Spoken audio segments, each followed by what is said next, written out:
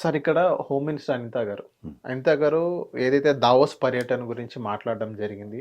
అనిత గారు ఎలా మాట్లాడతారండి? ఎన్నోళ్ళు మాట్లాడాలి. జస్ట్ అనిత గారే మాట్లాడారు. హ్మ్. దావోస్ పర్యటన అక్కడికెళ్ళి వాళ్ళు ఇంత పెట్టుబడులు తెస్తుంటే ఇంతలా బురద పోస్తారా? లాస్ట్ మనం మంత్రి గారు చూసాము గుడివాడ అమర్నాథ్ గారు. సో అక్కడ ఏం తెచ్చారంటే ఉట్టి చేతులతో ఊపుకుంటూ వచ్చారు. గుడ్డొచ్చింది అక్కడికెళ్ళి మన సెక్రటేరియట్ పీపుల్స్ వాళ్ళు చెల్లిలో స్నానం చేయలేకపోతున్నారు. నేను స్నానం అలాంటివన్నీ చెప్పారు గానీ పెట్టుబడులే సరిగ్గా తీసుకురాని పరిస్థితి మనం చూసాని అనిత గారు అన్నారు. నెక్స్ట్ వీళ్ళు గుడివాడ అమర్నాథ్ గారు వెళ్ళి ఖాళీ చేతులతో ఊపుకుంటూ వచ్చారు, ఏం పెట్టుబడులు తీసుకురాలేదని గుడివాడ అమర్నాథ్ గారు అన్నారు. సో వీళ్ళిద్దరి మధ్య కోల్డ్ వార్ ఏంటి సార్, మీరు చూసారు? ఇందులో కోల్డ్ వార్ ఏం లేదు. అనితమ్మ గారికి కొన్ని వీటి మీద పూర్తి అవగాహన ఉండట్లేదు. నెక్స్ట్ ఎందుకంటే నిన్న కాక మన పవన్ కళ్యాణ్ గ్రీన్ కో ఎనర్జీ మీద ఆ ప్రాజెక్ట్ ఎప్పుడు వచ్చింది? జగన్మోహన్ రెడ్డి. అవి చూడాలి కదా. అవి చూసి మాట్లాడితే మనకి తత్వం అర్థం అవుతుంది. తత్వం కాకుండా హితబోధకు మొదలెట్టామనుకోండి కష్టంగానే ఉంటుంది. సార్ అనిత గారు చెప్పారు ఓకే, ఇక్కడ గుడివాడ అమర్నాథ్ గారు ఎందుకు ఖాళీ చేతులతో ఊపుకుంటూ వచ్చారని అన్నారు. ఈవెన్ ఆయన పెట్టుబడులు కూడా తీసుకొచ్చిన బౌద్ధంతో మనం చూసాం. వాళ్ళ సోషల్ మీడియా హ్యాండిల్స్లో మనం చూసుకున్నట్లయితే ఎంఓఎల్ కూడా అయిపోయింది ఇన్ని లక్షల కోట్లు అని చెప్పేసి.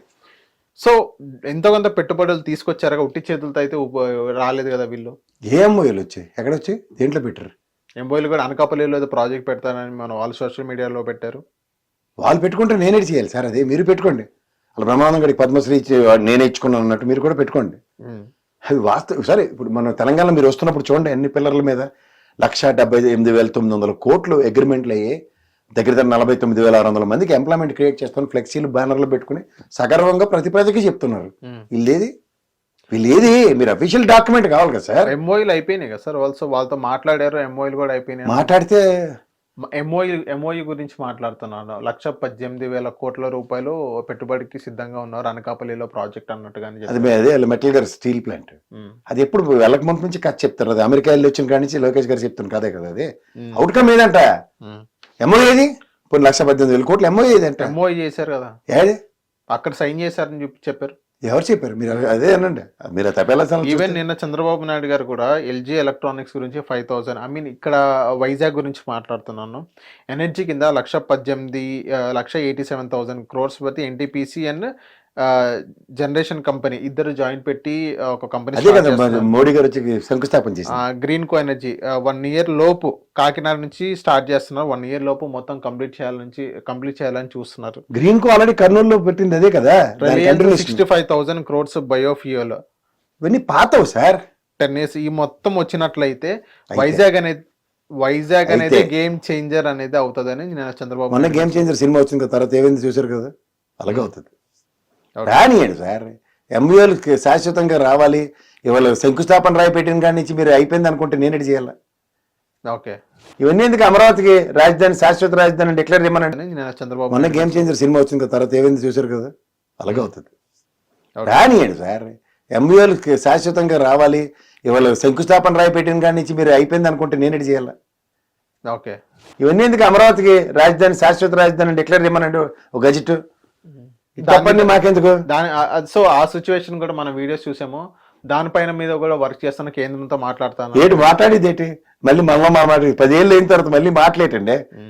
అలాంటప్పుడు జగన్మోహన్ రెడ్డి గారు ఎందుకు గజెట్ ఇప్పించలేకపోయారు? ఆయనకి ఇష్టం లేదని చెప్పారు కదా, నాకు 3 రాజధానులని.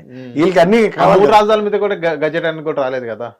అందుకనే దానికి మళ్ళీ గౌరవ తెలుగుదేశమే, గౌరవ చంద్రబాబు నాయుడు గారు సుప్రీంకోర్టు నుంచి ఓ ప్రెసిడెంట్ గారిని కలిసిన తర్వాత వచ్చింది ఏంటి? రిట్ ఆఫ్ మ్యాండమస్ తీర్పు గౌరవప్రదమైన కోర్టు ఇచ్చింది. మరి సెంట్రల్ గవర్నమెంట్ గజెట్ ఎందుకు ఇవ్వ చెప్పండి? కూటమే కదా ఇప్పుడు. ఓకే, అమరావతి మీద అంత కష్టపడుతున్న చంద్రబాబు నాయుడు గారికి 7 నెలలు దాడుతున్న కూటమి ప్రభుత్వానికి అమరావతి శాశ్వత రాజధాని గజెట్ ఎందుకు ఇవ్వరు? ఓకే, చెప్పాలండి.